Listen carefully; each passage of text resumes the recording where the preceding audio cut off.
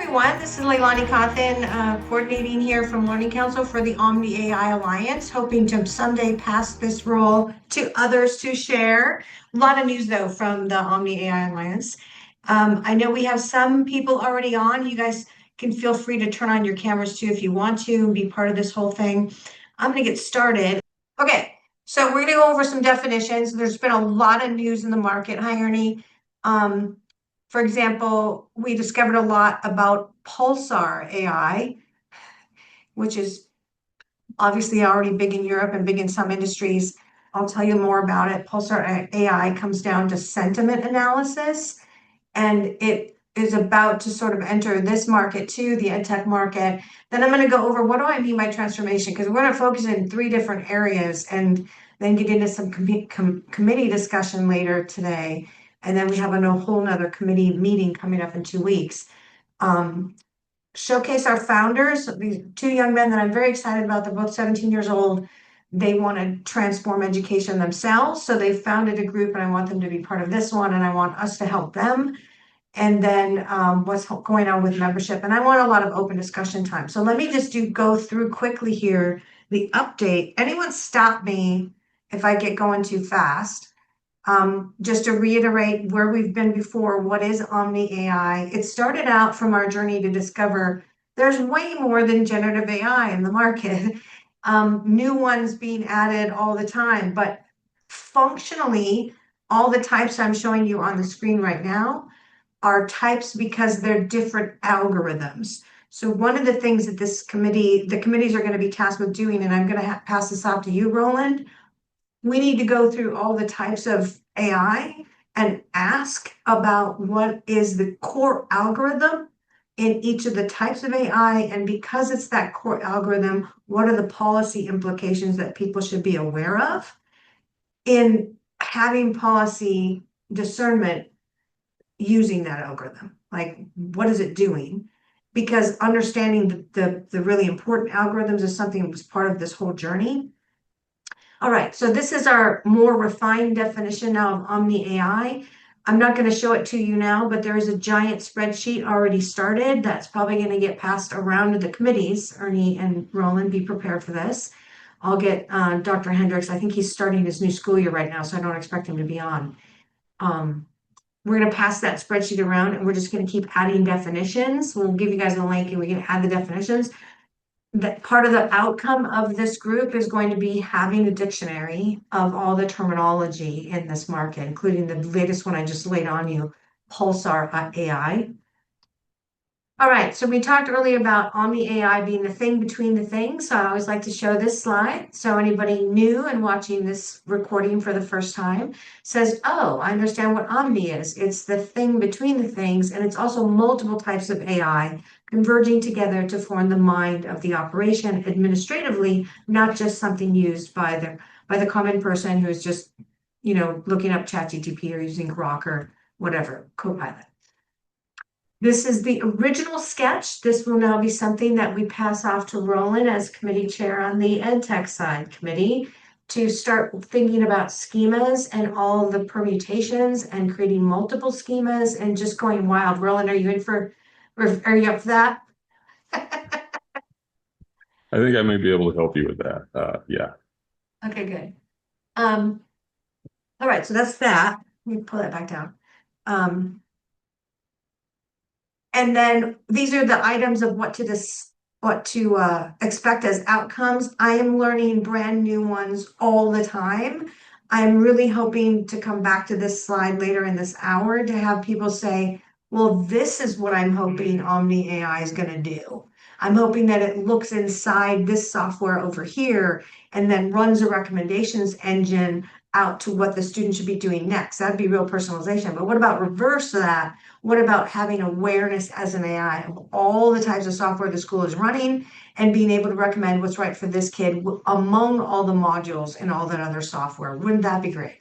So we're going to come back to that because this is going to be key committee work. And Ernie, this is more going to fall on you in coordination with Roland than anybody else, but then also Dr. Hendricks from a leadership level perspective. Hi, Richal and Ishaan.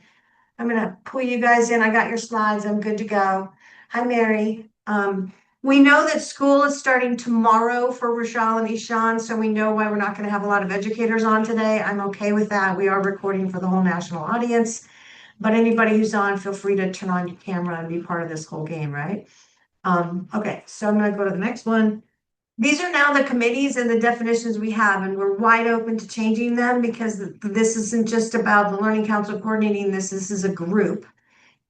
So we've got Dr. Hendricks on the schooling transformation urgency, which is also why I have Richal and Ishaan here speaking later in this hour. There's a lot of urgency for transforming education, and that needs to be a primary goal. And then there's, of course, going to be envisioning Omni-AI and all of its functions and what it's going to do. I just got off the phone for almost an hour with Authentica Solution, who's devoted to data work and actually doing the original schema, the data ingestion, the schema, going into AI. And so there's another major piece on the playing board that we just discovered, so I'll have to put that on the list. And then balancing AI with human intelligence is really not just saying, hey, we need to do it, but doing something about it and having some intentionality in what's going on in curriculum, what's going on with instruction, what are teachers learning? And that's why, Ernie Delgado, you're going to run that. And then Mary, I have you on the same committee right now as Roland, but also as like on all committees. I hope you don't mind. You're like, because you could do all of them. But I didn't think you'd want to chair all of them. So you have like people. And Mary, you're working on our Atlanta thing coming off, the Cisco Experience Center, which we're already telling people we're coming to Atlanta because Cisco said so. They told us we had to, so we're going to do it. And then there's Drew Hines, who's going to be helping from his multiple roles, Paloma University and T-Mobile, right, Drew? Okay, so I refined down the structural issues, but technically these are going to come into major parts of conversation, and they're also in the draft manifesto, which I'll show you the outline later. We see now that the models, and I'm putting this right in front of calling on Ishaan and Richal, because there is a forthcoming revolution in this market. Amazon revolutionized retail, Uber flipped the taxi market in under 6 years, Netflix flipped Blockbuster. This market is still manufacturing plant modeled whole group, and it needs to be some of these new models. So I can come back to this for discussion later. I just wanted to sort of flash that up there because there's definitely new models on the horizon that we've discovered. The research point that I want to make this time, and in future group calls, I want Mary, Roland, Drew, Ernie, everybody that's active in Omni-AI to start bringing us every 2 weeks their observations. Okay, so but just 1 point each, something, a quote, something you observed, something funny. Like the first newsletter, by the way, that's going to go out for the whole membership has like a funny comic in it, showing tech overwhelm, which is super funny. Hi, Kelly. Nice to meet you. This research point of fact I want to put in here is that the research is very clear. Only 20 to 30% of students prefer group-based learning. This is a shocking thing to tell most school leaders, but it is true research. 45, but this is whether we're always talking about engagement. I'm not saying it can't be improved because there's definitely technologies out there to improve engagement and improve what's going on in whole groups. But the fact is that 45% of humans, as students, show introverted tendencies, and that correlates to lower engagement naturally. And then 60% of students perform better on their analytical task side independently. So we know now that AI can adapt content for group preferring learners, right? Simulate collaborative environments, all that other stuff. And for solitary learners, give them totally self-paced learning. These are the type of facts that are driving the future. These are the types of facts making people say, school's not working anymore for us. And so with that, I want to bring you guys on. Ishaan Singh, founder of Education for Futures, and Richal Melvani, founder for Education Futures. This is their goal. a student collective that seeks to rethink K-12 through a comprehensive blueprint and evaluations of EdTech. Okay, I'm gonna stop sharing this and share your slides. Is that okay? All right, so you guys unmute and introduce yourselves.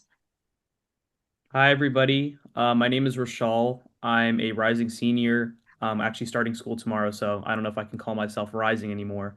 But in the East Bay, California, I'll pass it over to Ishaan. Hey everybody, my name is Ishaan Singh. I am from Katy, Texas, also gonna be a senior starting tomorrow.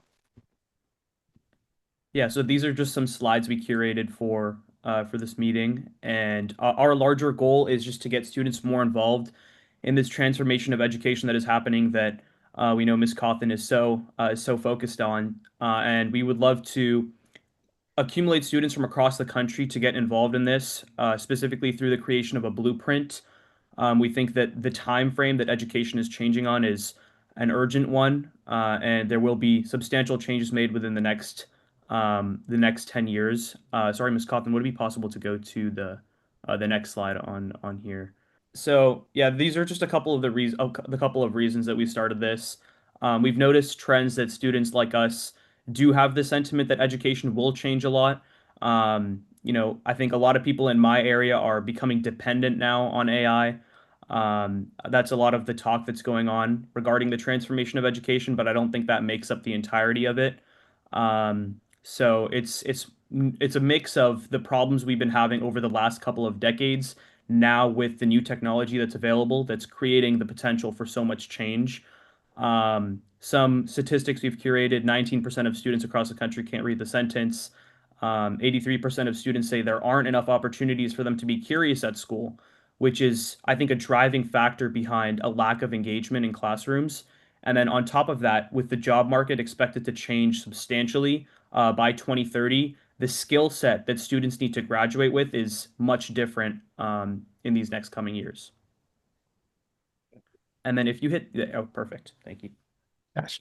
Yeah, so what we're trying to do here is two separate things. Rashal's already mentioned the blueprint because as the space in education is evolving, we're seeing that more people are going to come in with the say. There's going to be more voices and more dictation. That's why EFOF over here is trying to create a blueprint for education that's going to be portrayed through two different things. We're going to be releasing briefs and categorical videos for four different sectors. And the goal for this is that researchers and districts are able to come together alongside student input and have guidelines to understand what education can look like by 2035 and what students expect it to.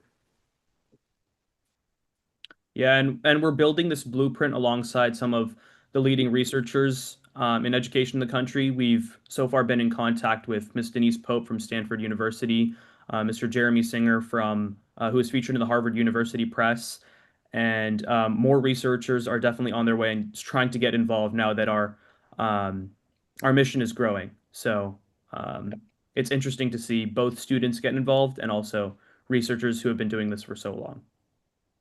Our second goal here is to conduct student evaluations for education technology because as of right now, the way it's going is that only, let's say, for example, 11% of superintendents actually evaluate the technology before they purchase it. And even when it's evaluated, it's most likely being evaluated by a superintendent or a teacher. What EFOF is trying to do is to make that those evaluations ran by students because the products are most likely for students. So without the student voice being in how they get the feedback, they can't develop as much as students want them to.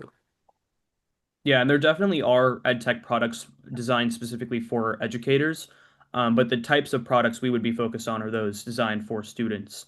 And these evaluations, they're almost similar to what Common Sense Media does right now, just from the student lens. And then here's a quick timeline of what we hope to achieve. Um, I think these are lofty goals, but they're possible at the same time. Um, so by September, we aim to have 2,000 students from across the country.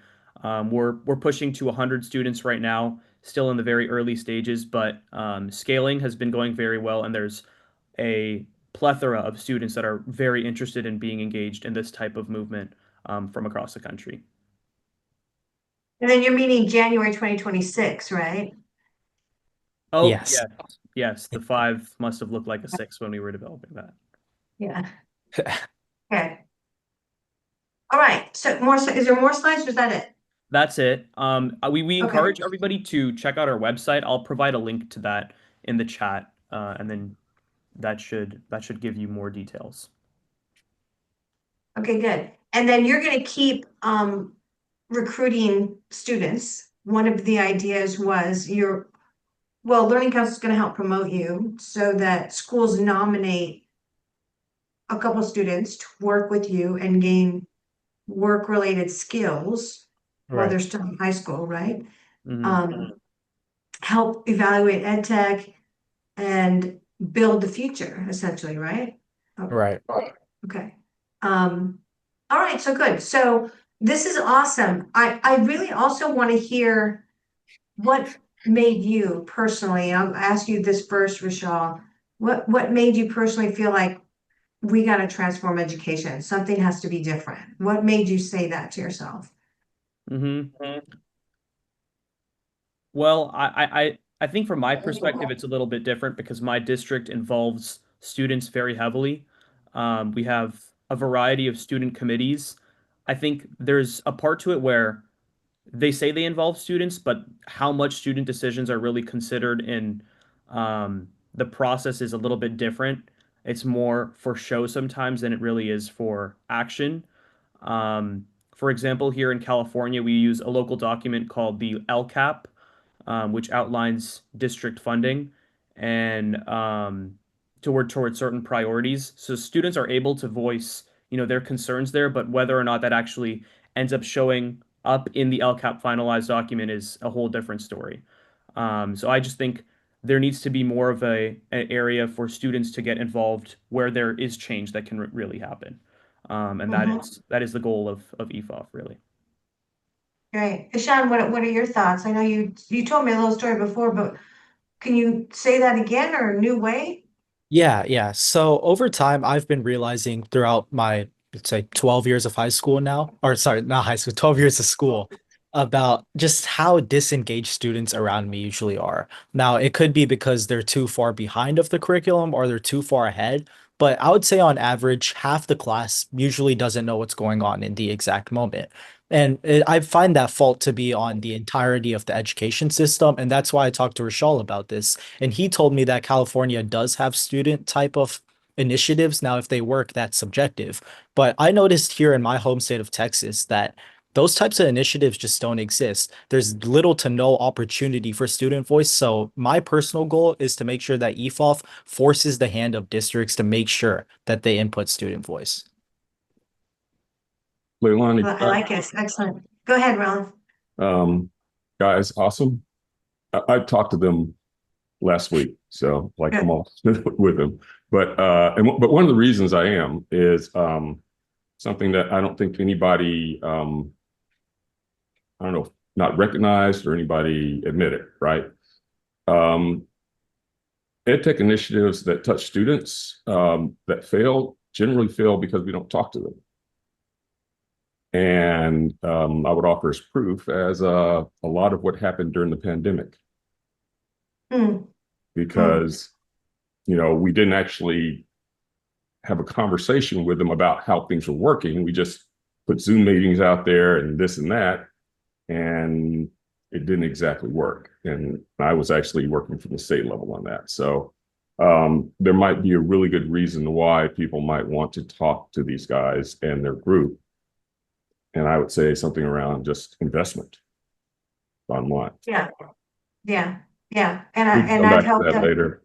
Huh? Yeah, I've helped them with the models on that. I think it's not even just ed tech. It's much deeper insight than that, right? Like I think if Doug was on today, he would talk about things that are related to the experience of the day, right? Not just the ed tech, but the experience like Ishan was talking about, feeling like you're sitting in this classroom and half the students don't even know what's going on and you're feeling bored. This whole groupness thing is so easy to solve with AI. It's just remarkable how much technology could transform experience and not the whole structure, not just a new whiz bang thing, right? Like just an app.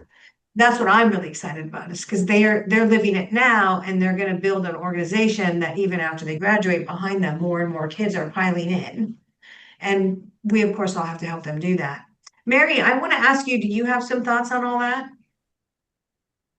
I think this is fantastic. Again, to create an organization that gives students a voice into the ed tech will be an opportunity for our leaders at our schools to look at this perspective from students. It could be very powerful, but your structures that you put into place, Ishaan and Richal, will be very important for the ed tech leaders and for superintendents to see that this isn't just just a spot to just, gripe or put your complaints. So a structure will be really important for this, but I think it could be very powerful. Yeah. Yeah. Ernie. So good job, guys. It's a really good idea.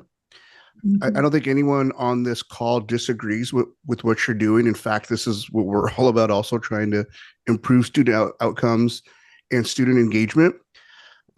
Good or bad, you're probably going to get more play than we do because you're young and you're the actual user that we're talking about here. So I'm excited to see how we can leverage these young voices, this fresh idea, because we're all on board with what you're saying. We all have ideas, and if we could leverage your platform, this is going to be awesome. I try to invite you guys to be on my podcast. Your website contact form isn't working though, so be aware of that. But yeah, good stuff. Yeah, I can make sure you get a hold of them. Yeah, this is very exciting. When I met them, was our second call we talked together? You guys found out I was on the debate team in high school, Yeah. and that's how your I group believe got that. started, right? Yeah. Yeah, so we go way back. Debate is like debate people are the best, right? Ishaan and Richal. Yeah, so there's existing lines of affinity in high schools, but having someone actually lead it is a very powerful thing. Do you guys want to say anything else about what you're really hoping for in terms of transformation of schools?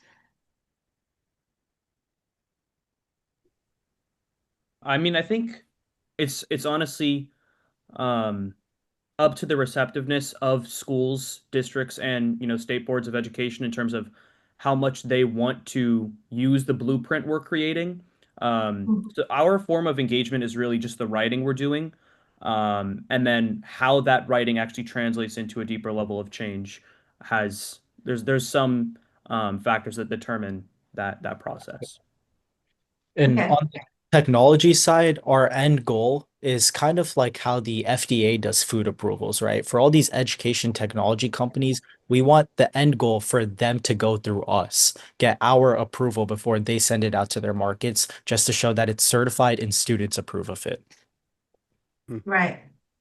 I love it. Kelly, I haven't met you before. Thanks for joining. You want to introduce yourself? Sure. Thanks for having me, you guys. I'm really excited. So I'm Dr. Kelly Irwin.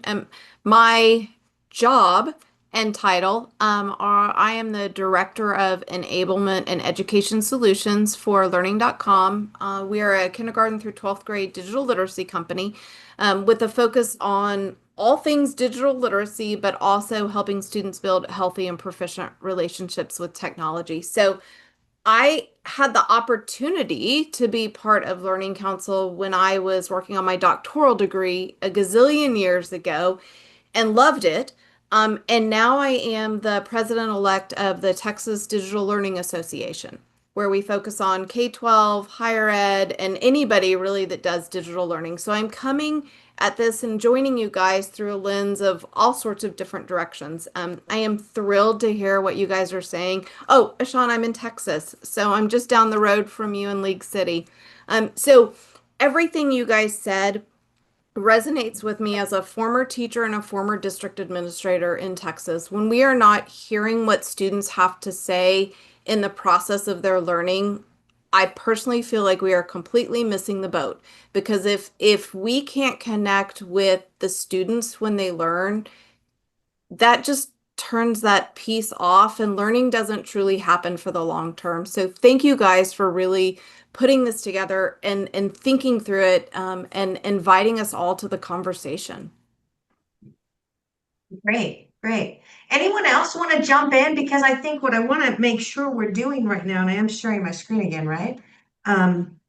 We're talking about where we're doing and the work of this group and going forward, but it's random comment time if you want to make a random comment, because I just want to brief you on where we're at with the work of the group. Anybody? Okay, because some of you guys are quiet. You don't even have your camera on. Yeah, That's sorry okay. about that. Yeah. Leilani, I got double booked today, but I'm Ah. listening in. It sounds really exciting. I think there's some work being done in Laguna Beach around AI Trust You, and kind of question to the panel, the students. Are you being asked in your example, to be able to cite or give credit where credit is due in terms of the tools that you're using? And if so, like, what does that look for you? And how does that fold into the work that you're doing? Sounds exciting. I'm in agreement with other people.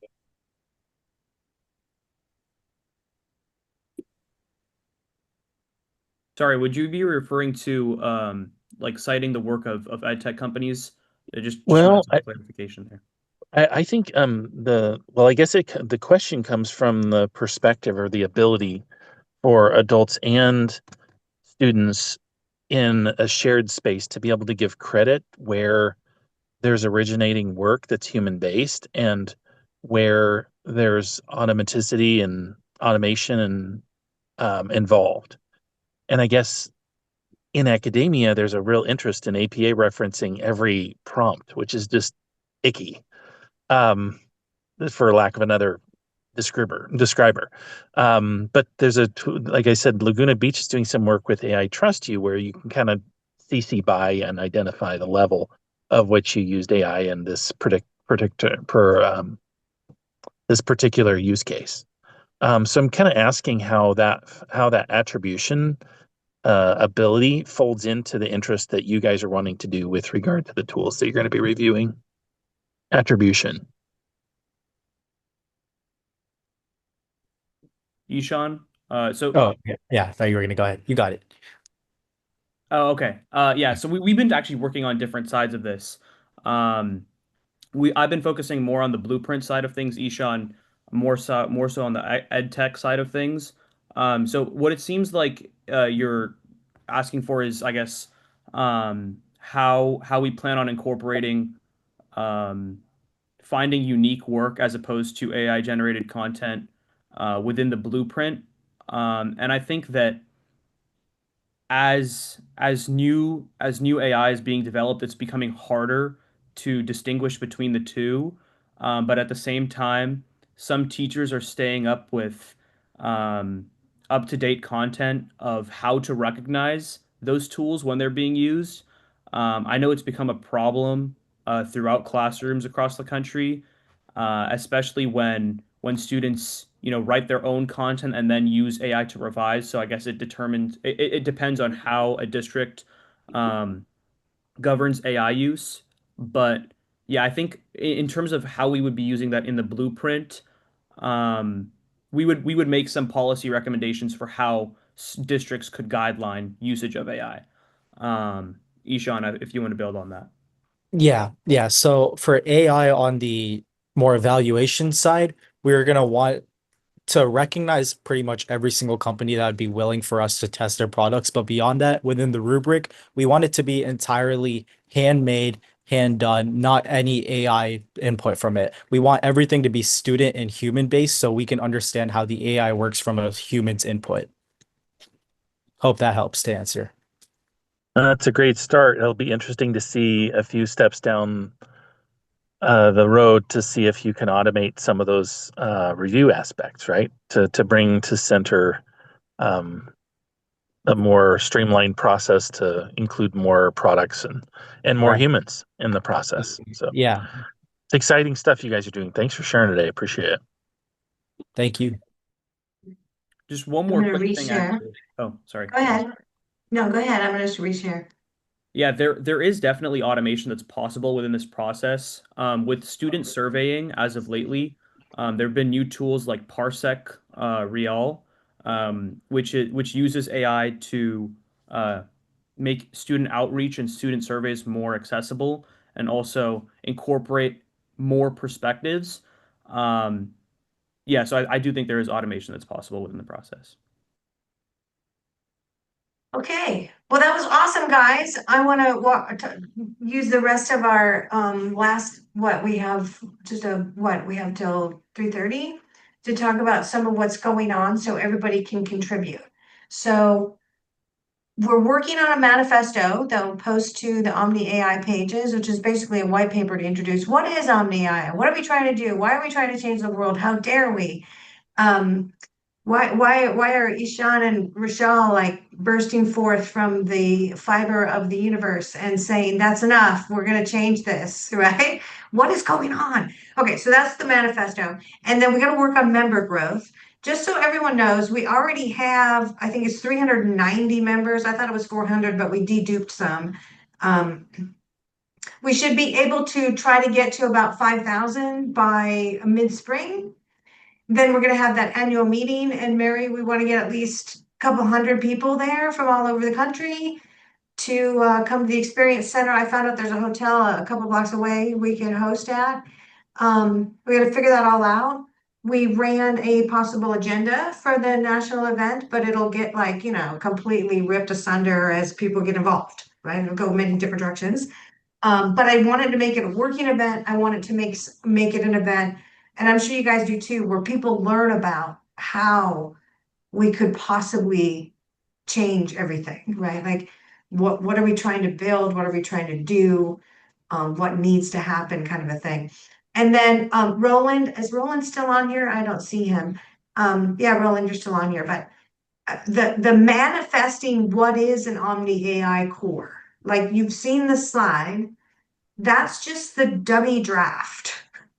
And there's probably a million ways to do that. And I'm sure, Mary, you want to get involved in that. Like we need to put up in the sky, this is what we need, right? This is the tech schema we're talking about. This is where Omni AI is going. And then start listing out all the potentialities of effect it could have, like what it could be doing for you as a school. Not necessarily build it, but envision it. I'm And then I'm working on that. So are you? You're yeah, wonderful. that the idea is to take the concept and put enough language around it that is specific to the technology to where if someone wanted to build it, there would be kind of a general roadmap to doing it. But along with that, I want to make sure that everyone has access to the language so that, if we have a principal that, somebody comes to this campus and starts saying interesting words, he'll be able to figure out what it is. Because there's certain things that work for certain purposes and other things that don't. And some things that have to happen prior to. Like there's a statistics I saw today somewhere. Most generative AI projects fail because of data issues. Because people want to put a generative AI on top of crappy data. So yeah, they absolutely do. And I just had that conversation, like I said. With Authentica? Yeah. Brandon, yeah, Authentica, Brandon Brown. You know Brandon? Yeah, I know him. He talked to Chalks from Bloom's the other day. So they're going to get involved in this. He can probably bring up a bunch of examples so we can start talking about those in the papers and the outcomes of this group. Mary, I think you can probably surface a ton of examples. And Mary, you and Roland should really be the vision on this, the technical side. Because Mary, you guys, Cisco's already got the complete underbelly mapped out, and you're already building it in other industries. I should stop there and let you comment. So talking for you. Yeah, no, I think this would be a great opportunity to think through. And I'm sorry, I got a little bit of allergies going on. To think through what is that network and the infrastructure that's needed for AI to impact the classroom, but also how it will impact the district. There are a lot of things to be thinking about that we've been helping so many people through this whole process that I'm just can easily share with everybody. Mhm. Cool. And then there's policy issues. And I think one of the biggest ones, and this is going to come back to Doug's group, who couldn't be on today, and yours, Ernie. Once an Omni-AI is in play as a schema or as a vision, where does it live and who feeds it data and who share and where's data shared to is no different than, is this AI biased, right? But when you create something in a district level, and Roland, I know you can talk to this, there's a million ways you could screw this up from a sharing of data or pulling data perspective. And there's policy ramifications for every one of those spaghetti lines, the application interface to all the other apps, what they can share, what they should be made to share that they won't share right now, but they should. There's just a million things that aren't really brought up in any other group. Would you agree with that, Roland?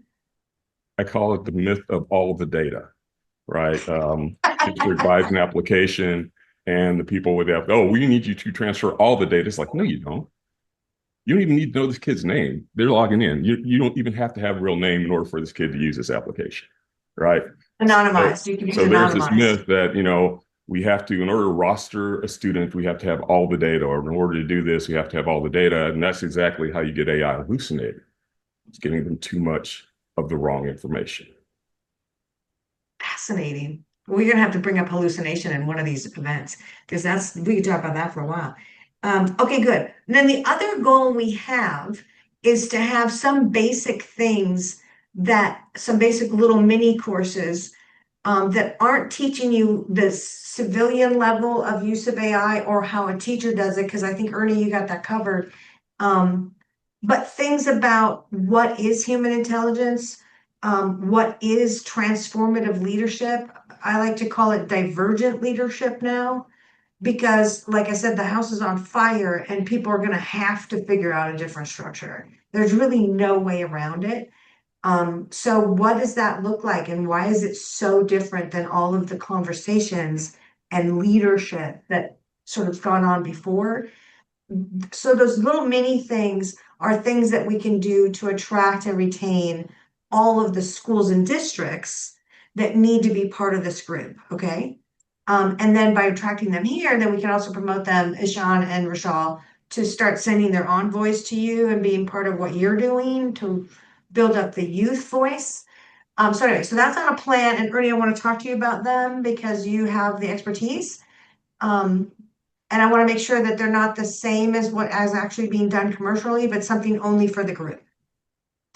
Okay, so this is the outline of the manifesto so far. And I am wide open. I am a trained writer, obviously. I'm a journalist. That's what my degree was in. I'm Learning Council News Media. First and foremost, I'm also a programmer and an AI builder. So this is what I came up with as people needing to have a manifesto. This slide deck is going to go out to all of you guys. I need feedback, right? So I think what this document needs to be is something that's open and available on the front end of the website and is shareable by all the members to get more members. And I want to give all you guys, get me 2 more members a month, everybody. What is Omni-AI? What's the vision, right? I think a quote from each one of you, and I'm not tagging you, Richal or Sean, you don't need to do that, but everybody else that's an educator from a company, what do you want it to be? What does it mean to have a mind of an enterprise that is more than just something kids are using or the adults are using? What does it mean to move the ball forward, to pull some of the burden off of the way schools have been being run? And then what are those anticipated outcomes? You saw the slide I showed you. That's just a short list.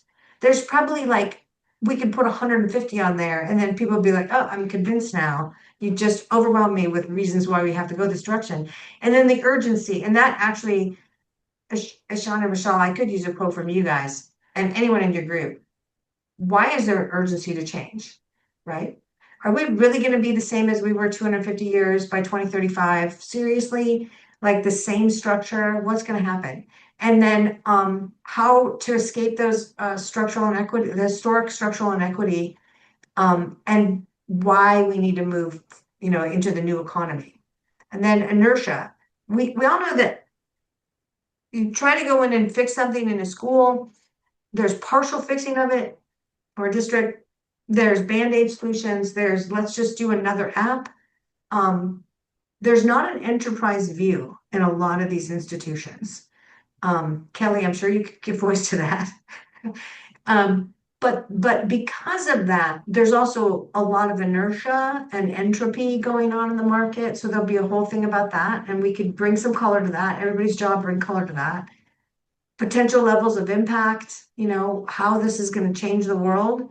And then obviously we need to put forward what are the potential new models in the market, right? There's something called Pulsar, which we just found out about, which is basically analyzing. This is available right now for car manufacturers and other companies. They can create mock profiles of a 13-year-old boy living in Detroit in order to be able to craft their advertising message.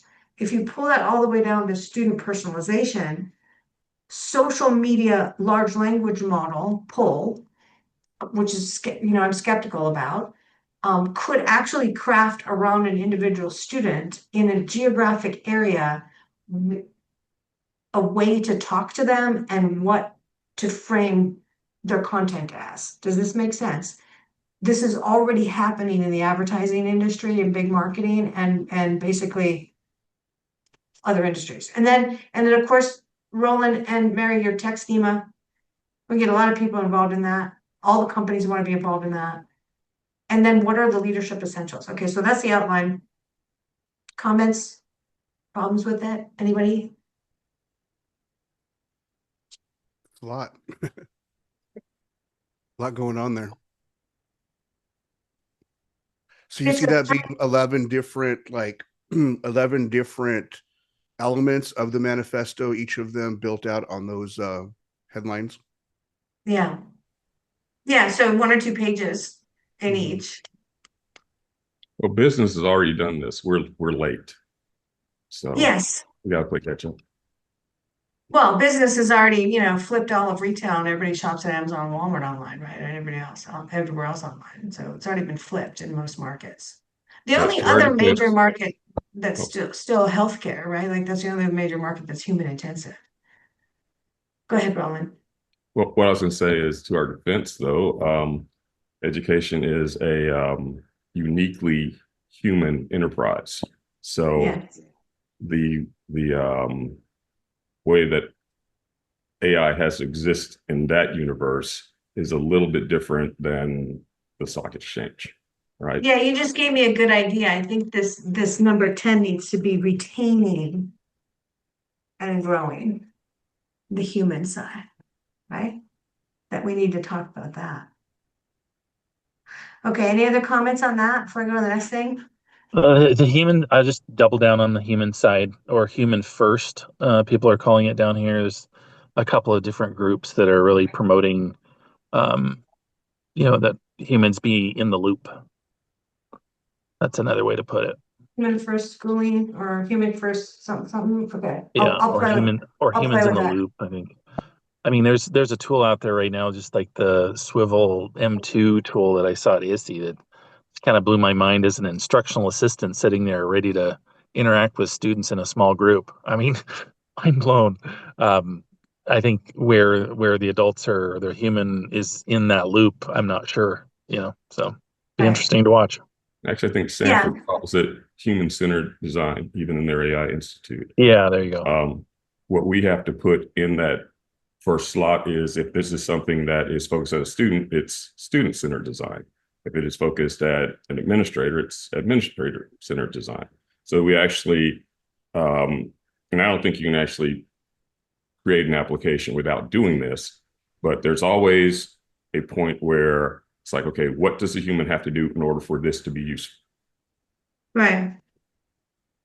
And I have to tell you, just the article so far that's in here on the escaping historical structure that's in the draft document so far, there's enough historical evidence that the way we're schooling now was never human-centered. It was intentionally manufacturing pattern. And I don't want to go too heavy on that in the manifesto because it'll freak people out. They're like, why are you talking about 250 years ago? The people that were building coal mines and, manufacturing car. Why are you talking about that? That's so long. That's so 2 days ago, right? But I really think it's important that people understand this was never really human in the first place. Really, it wasn't designed for that. Agreed. Okay. Yeah. I met the granddaughter of Horace Mann this last weekend at a wedding just by chance. Oh no. Oh And Horace no. Mann was like the father of, systems thinking around education. It's fun to think about where we've come with the design that they originated Yeah. from. I might not have been very nice to that person. I know it was your grandfather, but I don't know. I don't like this way. I don't know. That's terrible to me to say. To back you up, Anyway, Leilani, algebra one almost never made it into the curriculum. Do you know why it did? why? After World War One, they wanted officers that would not hit their own soldiers with mortars, being able to calculate arc. Oh, that's hurtful. Oh, that's That's wow. that's the story. It's also why intelligence tests came into being. Yeah. Quit killing our own people. Are you crazy? Yeah. Okay. So just so you know, everybody that's a member is going to get an invitation from No Story to come into this Omni-AI. This is where we're keeping the library so far. We're also going to allow all member companies to have that schedule call function in their subpages. So there's going to be a whole how-to on that. We do have the Google group, but it doesn't function the same as the No Story groups do. So we're going to do that there instead. And then we can also affiliate all the schools in there. So we have like a super group with subgroups that can all affiliate into this, including Richal. You guys can create a group in there, and then ask me, and I will have that group sub-affiliate your group into this group. So it's sort of like a pyramid style kind of a thing. This is the design of the newsletter that's going to drop every couple of weeks. There's a totally new one. It will have the upcoming meetings like this, which are going to be 2 a month. This one is open. We will always try to have a guest on here, like we had Richal and Ishaan this time. Then the second one is going to be the working one. And if we get all our work done quick, then we release you back into the wild, Roland and Ernie and Mary and anybody that's going to be on a committee. We're going to try to pile on more and more committee members, but that's to actually get stuff done, like decide what to do and then do it. And then we'll always have a spotlighted partner in these. We do have Kidam is now active silver sponsor. And then a teacher tip, a learner tip, an administrator tip. This is where those quotes are all going to go. Okay. When you're sharing out. So we have a group share newsletter that's going to go. Like the tip that's going out of the first one is an article we found on it from an institution. I forget which university it was, but it's basically guidance, Ishaan and Richal, for student use, how to pick the AI to use based on the function you're trying to accomplish, right? Very useful little tidbit. And then other little tidbits. So we'll just keep doing that. So let's finish off the hour with what else do you want to say about leading transformation? What are you seeing out there in the world indicating to you there needs to be transformation, there needs to be Omni-AI? What do you guys have to say? Just say anything right now. This last 10 minutes, just go.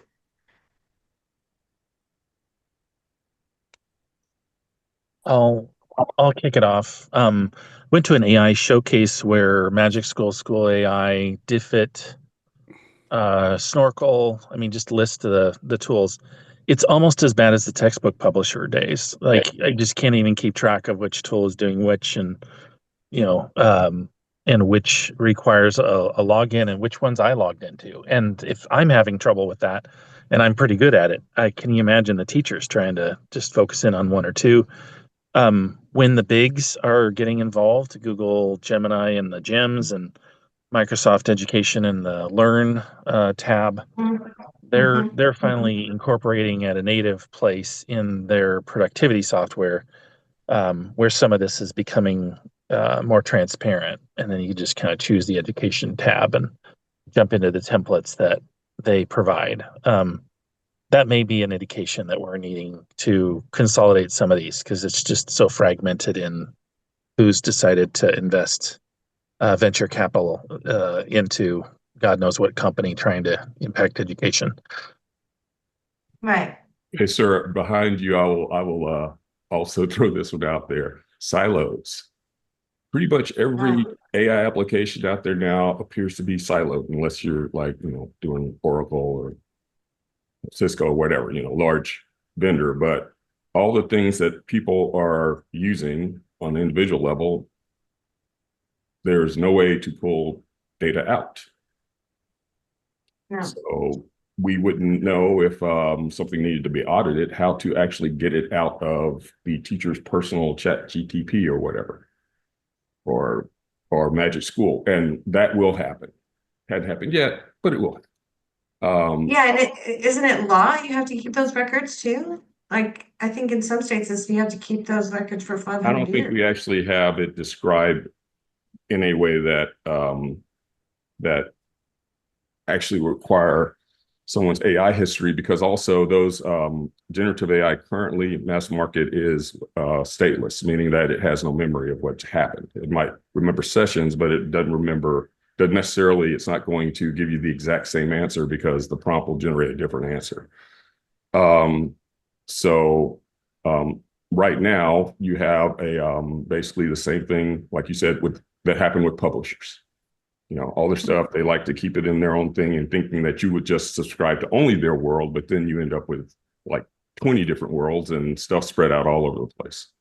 And messy. And messy. So one of the things you can answer, what is Omni-AI?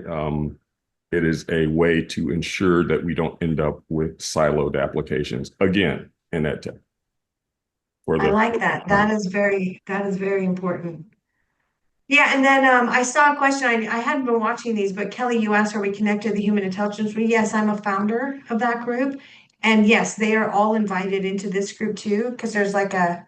I completely forgot about that. That's right. Thank you for reminding me. Yeah, but our goal with what we're talking about in human intelligence is different than theirs. They're creating a surge of awareness of human intelligence.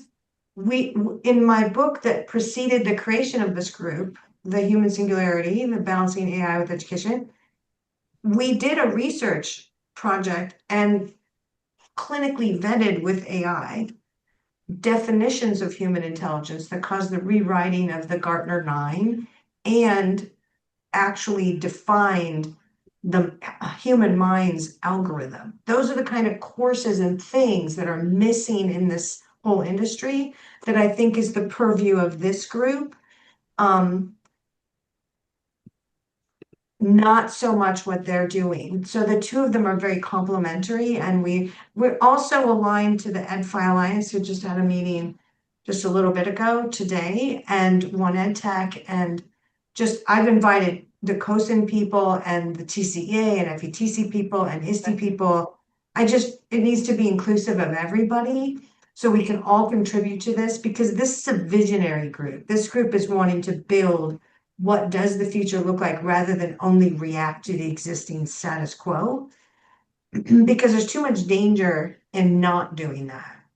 And right now, as you know, schools are having so much attrition and not getting the teachers they need and everything else. Somebody has to think at this level and not flippantly, right? It has to be very purposeful with what we're doing. Yeah. Okay. A lot of Okay. it. Yeah, that helps a lot, Leilani. Okay, good. Okay, so what other comments? Oh, Ellen, I saw your comment. Something about lines of let humans do well, they do well. Yeah, I think, Ellen, that's totally true.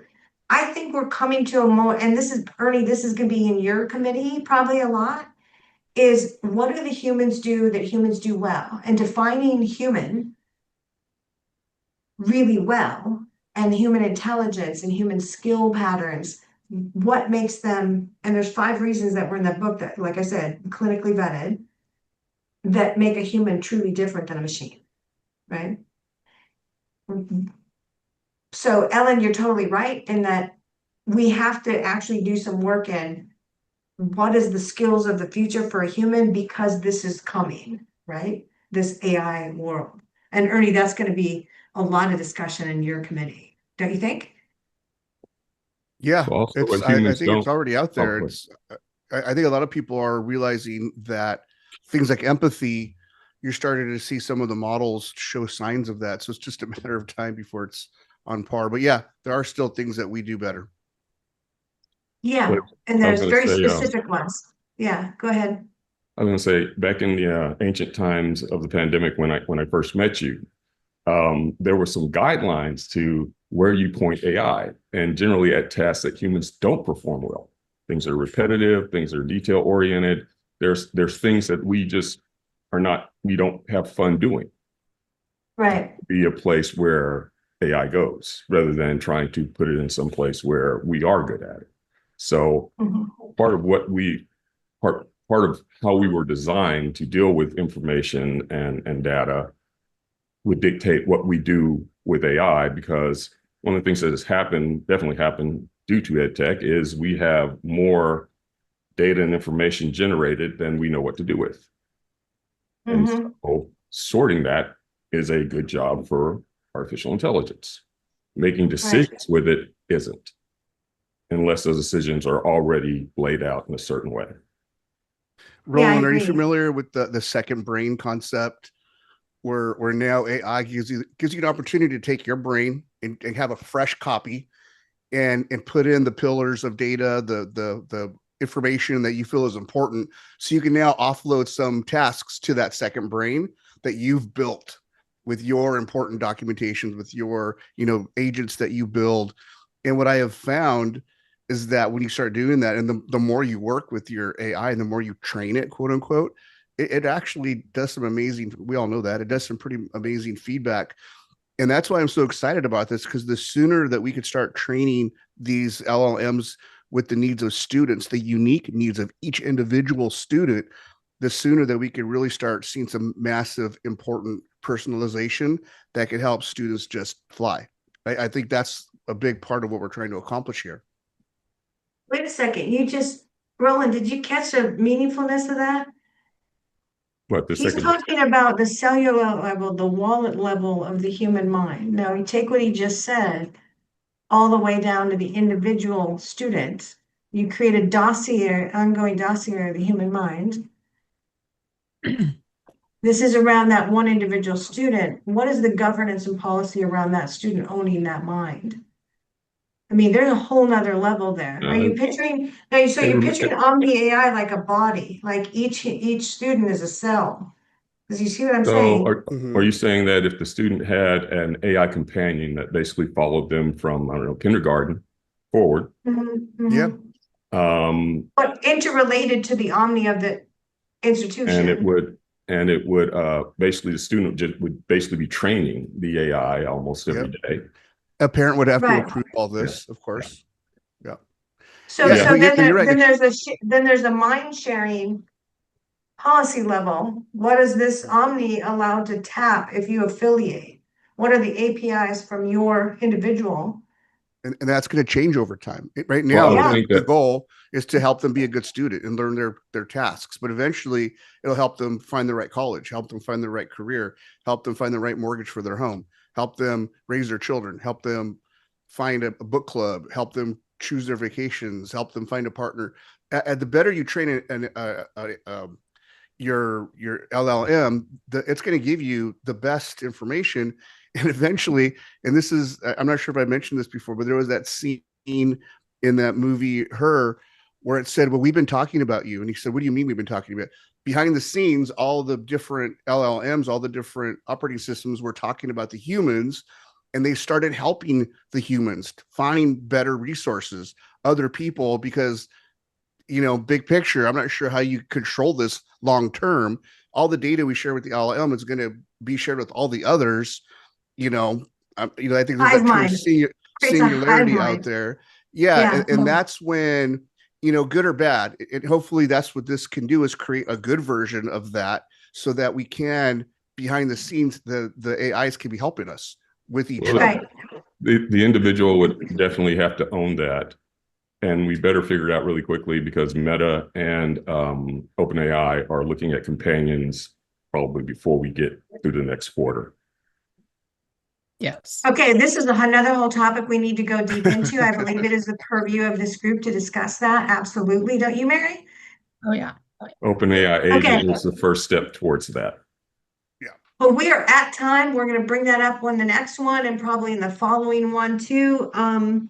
We will be, I don't think we're going to have a host. We're going to have a working meeting the next one. So bring all your good ideas, do everything. Richal and Ishaan, you're always welcome, but I know you're going to be in school working your butts off. So thank you for being here. Everybody was quiet today. Hopefully you got something from it. Find 2 more people to be members for me, please. In the next couple of weeks, I want more members and I want this to grow and I want to change the world. Are you guys with me? Proud of you, Yes. very proud of you. Thank you for being so smart. Okay, off for now. Thank you very much. See you next time.